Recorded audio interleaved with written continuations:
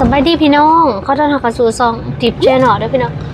ถ้าก็หอดหวานเมื่อคืนนี้พี่น้องแต่ว่าตอนนี้กำลังสีขึ้นเวียงจันทร์ต่อพอดีว่ามื้อนี้หันมีพี่น้องโทรมาบอกว่าเมียก็เลยว่าสิได้ขึ้นไปส่งสกัดตอนนี้ขี่รถเข้ามาในเมืองสิมานั่งรถเมล์ไปพี่น้องเพราะว่ามันบ่ทันเลยมันโทรมาบอกมื้อเว้นนี่ก็เลยว่าเลยเตรียมตัวมาตอนค่ำมื้ออื่นส่งสกัดก็เลยไปด่วนตอนนี้มาฮอดในเมืองสิมาแวะเอาปีรถหรือว่าตัวรถเมล์เป็นรถเมล์นอนจักตัวไทยบ่ฮู้ให้นี่จ้องให้ไปแวะลำนี้ก่อนไปกับเป็นเท่าไหร่250,000ก็สิไปกับผู้เลยไปนั่นผู้เดียวเอารถเปล่าไปสิบ่อันนั้นเข้ามาอันนั้นให้300,000เด้อค่ะไปโอ้ยบ่ได้ที่ไป250,000ก็พอแล้วเอาไว้โลดขอบใจขอบใจเด้อ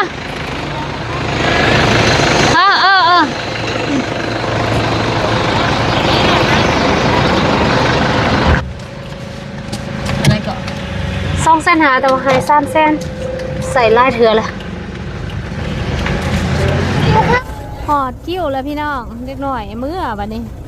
เขาเจาะกับสีคำแล้วนี่ทิพกาคือรถคันสีเหลืองนะคันสีเหลืองแม่นรถที่จะมื้ออันนี้เพิ่นเทียบทาเลยออกประมาณ2ถุงมาพบน้องอีกพี่น้องเลยนี่คนนี้ไปดังกินข้าวน้ำกันกินข้าวเปียกแล้วตอนนี้กำลังซีมาขึ้นรถ7 โมงถึงก็จะให้ขึ้นรถ8 โมงออกเพิ่นขึ้นรถคันนี้โบแมนคันเดียวกัน3ทิพขี่รถคันนั้นนี่อันนี้แมนคนมาทาขึ้นรถมีปลั๊กเสียบแต่ว่าเสียบและไฟบ่เข้าปกติมีน้ำดื่มให้แต่ว่ารถคันนี้บ่มีที่มาโชคดีที่ว่าได้นอนคนเดียวเพราะว่าอีกเบอร์นึงหันบ่มีไผซื้อที่บ่มันวางทิพก็เลยได้นอนคนเดียวแต่ว่าก็มีผู้นึงเพิ่นได้ขึ้นมานอนนํแต่ว่าช่วงเวลาสั้นๆแบบว่าเพิ่นลงไกลๆนี่ตอนนี้4 โมงครึ่งพี่น้องมาฮอดคิวแล้วเวียงจันทน์หาน้องก่อนมาคนละคันจะหอดหรือยังแม่นคันนั้นบ่บ่แมนเขายังบ่หอดยังท่านในหอดสิไปสูงแล้วหอมมาเห็นเมียตอนนี้อายมาหับแล้วพี่น้องกำลังไปส่งน้องจังไงFC ก็ถามมากินมีน้องลายเด้ลายพี่น้องนี่น้องออมคางออมแอวบ้านเดียวกันเลยนี่ทิพกับน้องหาอยู่บ้านเดียวกันต่างคนต่างมาเจอกันอยู่คิวรถเราหันสิขึ้นมาเวียกเฮ็ดอยู่เวียงจันทน์ส่วนทิพกะสิมาธุระของทิพกับน้องซื้อตัวมาคนละคันรถน้องมาฮอดตี 4ส่วนทิพมาฮอดตี 4ครึ่งหลังจากนั้นก็อ้ายทิพมารับแล้วก็สิไปส่งเพิ่นอยู่บ่อนเฮ็ดเวียกแต่ว่าขี่ไปแล้วติดต่อคนที่น้องรู้จักบ่ได้ก็เลยกลับมาเฮือนกับทิพมาฮอดแล้วก็เอาเหล้าขอบก่อนพี่น้องเฮ็ดผู้ไทยจังได๋พอนำมาอีกสิยงเหาะเทือนถึงศาลเลยเฮ้ยบ่ให้ทวงให้ตื่นไปน้ำแข็งมาน้ำค่าเหาะเทือนปลอดภัยทวงให้ทามเลยมาเหาะเทือนอาบน้ำแต่งตัวตอนนี้8 โมงไปงานศพต่อพี่น้องขี่รถอีกประมาณ1 ชั่วโมงถ้าได้กินเขาไปหากินทางน้ำเติมพลังก่อนพี่น้องป้ากินเส้นหอนๆหานเก่าหานเดิมหานประจำของอ้ายเขาสิมีเครื่องเคียงเดียวที่มากินมะเขือนี่มะเขือดองกระทงงอกแบบนี้จับกินเองเลยพักเครื่องปรุงตอนนี้เดินทางมาหอดเมืองปากเงิมบอนที่เราจะมาก็คือบ้านนุ่นทรายปกตินะลงทางขางขวานี่แต่ว่าเขาจะไปแปลงทางใหม่ก็เลยได้เบี่ยนมาลงทางฝาครัวเพิ่งนี้ป่านนทรายเมืองปากเงิมนครหลวงเวียงจันทน์ป่านนี้ทิพย์เคยพามาเถื่อหนึ่งหรือว่า2 เถื่อแล้วพี่น้องจืดได้บ่มาเถื่อทำอีกแล้วบ่ได้เข้าทางนี้ไปอีกทางนึงจะเข้าอยู่ทางบ้านเผาแล้วก็เข้าไปหน่อยนึงก็จะเลี้ยวซ้ายจนมาฮอดบ้านแต่ว่ามื้อนี้ที่เดินทางมาแล้วมันมาเข้าทางครัวปากเงิมเข้าไปก็จะฮอดบ้านเลยทางที่กำลังเห็นอยู่ในตอนนี้เป็นทางที่เลี้ยวไปตามแม่น้ำเงิมแต่ก่อนเพิ่นบ่ได้ตั้งใจที่จะสร้างเป็นเส้นทางแต่ว่าเฮ็ดเป็นคูกันน้ำแบบว่าเวลาน้ำคลองขึ้นหรือว่าน้ำเงิมขึ้นจังซี่ก็จะมีคูตัว ตัวนี้และกันน้ำบ่ให้ไหลท่วมบ้านขี่เรื่อยๆไปตามถนนเส้นนี้ก่อนที่จะฮอดบ้านนั่นก็คือจะเห็นบ่อนสิ้นสุดของแม่น้ำเงิมซึ่งเป็นบ่อนปากเงิมสอดกับแม่น้ำคองในบ่อนนั้นก็จะมีเกาะหรือว่ามีดอนอยู่กลางแม่น้ำซึ่งแต่ก่อนแม่น้ำคองก็บ่ใหญ่คนตะกี้แม่นสามารถตัดถอนกล้วยลอยน้ำข้ามคลองได้เลยแต่ว่าน้ำคลองเดี๋ยวนี้ก็บ่คือเก่าจากการไหลผ่านของน้ำกัดเซาะแต่ละปีก็เห็นให้แม่น้ำคลองกว้างออกถ้าโดดลงไปตอนนี้จุ่มลงไปก็น่าจะจมแล้วที่ว่าแต่ก่อนคนอาศัยอยู่สองฝั่งนี่ก็สามารถไปมาหาสู่กันได้แต่ว่าในปัจจุบันหลังจากที่ว่าได้แบ่งแยกดินแดนแล้วก็บ่สามารถที่จะไปหาสู่กันแบบแต่ก่อนได้ดินแถวนี้แม่นดินดำน้ำสูมติดเข้มคลองบ่อนน้ำท่วมปลูกหยังก็งามส่วนหลายที่เพิ่นเขาเจ้าปลูกอ้อยปลูกกล้วยปลูกยะสูปลูกมะคุงนั่งรถไปก็ชมทิวทัศน์ธรรมศาสตร์ไปพร้อมข้างหนึ่งเป็นฝั่งคลองส่วนหนึ่งก็เป็นสวนรถส่งเครื่อง ยูนิเทลนี่แหละแต่ว่าในยูนิเทลมาส่งเครื่องนี่แมนลิงนี่น้ำโค้งอ่ะนะนี่น้ำเงิมนี่อันนั้นน้ำโค้ง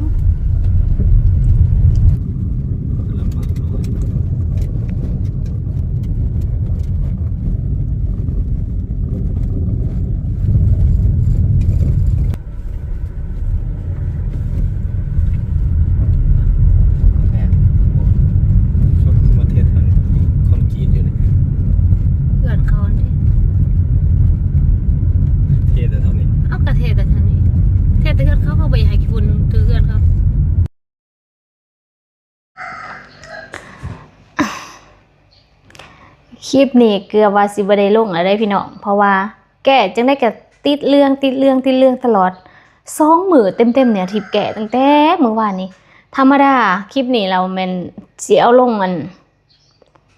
ตั้งแต่ที่เอาลงตั้งแต่เมื่อวานนี่แหละแต่ว่ามันติดเรื่องแล้วก็แก่ถ้าได้รอบกาบ่ได้มื้อนี้ก็แก่อีกก็บ่ได้พี่น้อง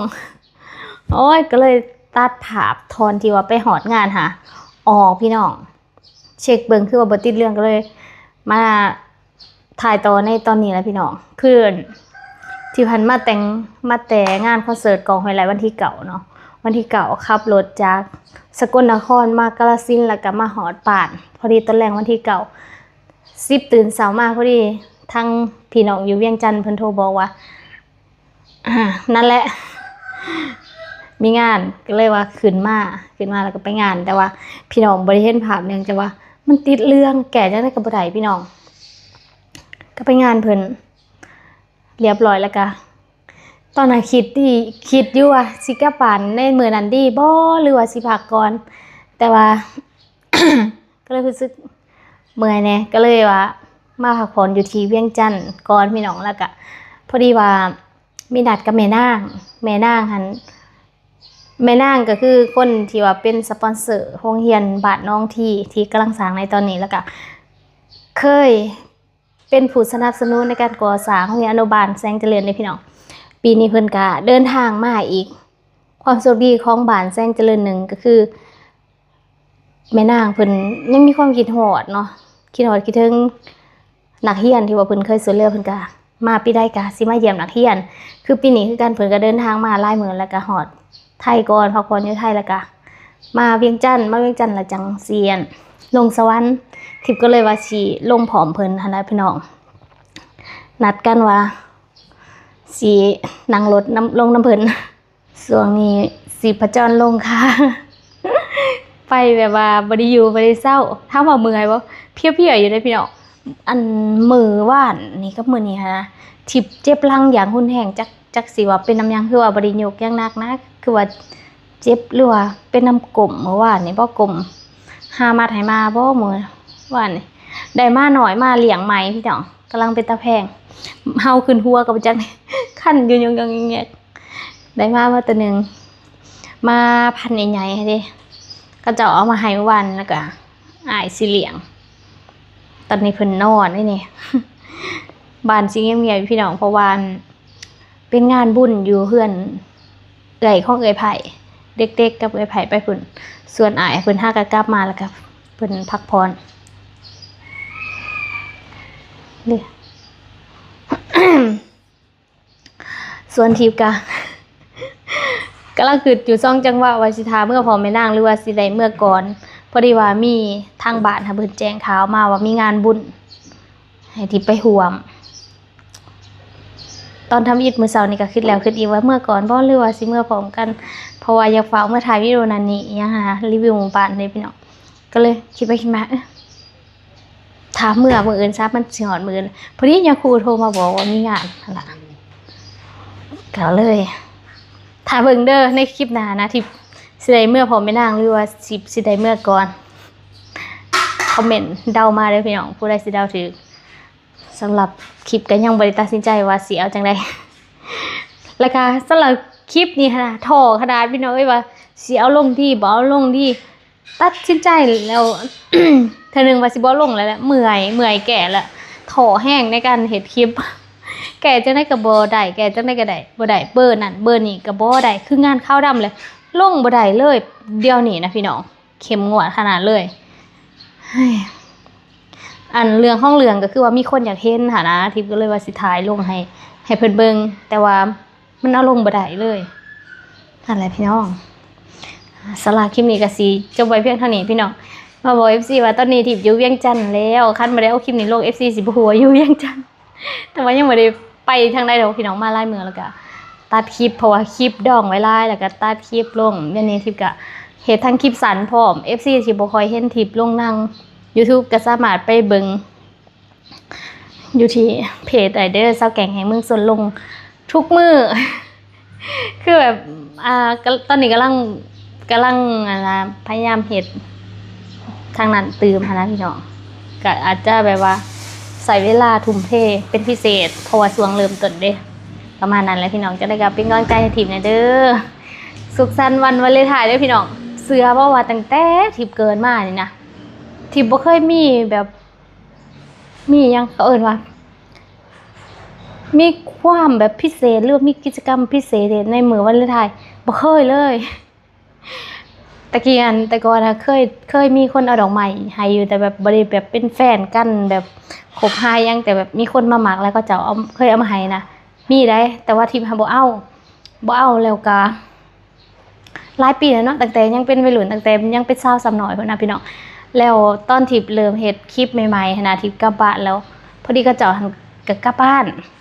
เขาเจ้ากลับบ้านไกลๆหั่นแหละแต่ว่าเขาเจ้าไปเฮียนแล้วไปอยู่ทางอื่นคือว่าไปอยู่ทางเหนือของลาวหรือจังได๋นี่แหละที่นี่กลับไปแล้วเขาเจ้าก็จื้อทิพย์เนาะเขาก็ยังเขียนให้ทิพย์อยู่ว่าทิพย์บ่เอาดอกไม้ในตอนนั้นแต่มันหลายปีที่แล้วเด้พี่น้องตอนพูนตอนนั้นแบบว่ามีคนคุยอยู่แล้วนะมีผู้นึงที่แบบคบหากันอยู่แล้วก็เลยแบบมีผู้อื่นทางอื่นมามักแล้วก็เข้าดอกไม้มาให้แล้วบ่เอาเจ้าก็เลยเขียนแทงประมาณนั้นแล้วก็ได้อย่างอีกของขวัญวาเลนไทน์ได้ตู้ซักผ้าเทื่อนึงแล้วก็ที่เลือกบ่ได้ยังวาเลนไทน์บ่ได้ยังอะไรพี่น้องก็เลยบ่ได้รู้สึกว่าวาเลนไทน์นะมันพิเศษอีหยังจังได๋เพราะว่าบ่เคยมีโมเมนต์วาเลนไทน์จังซี่นะประมาณนั้นแหละพี่น้องสำหรับคลิปนี้ที่ก็สิจบไว้เพียงเท่านี้แล้วพี่น้องเจอกันใหม่ในคลิปหน้าสวัสดี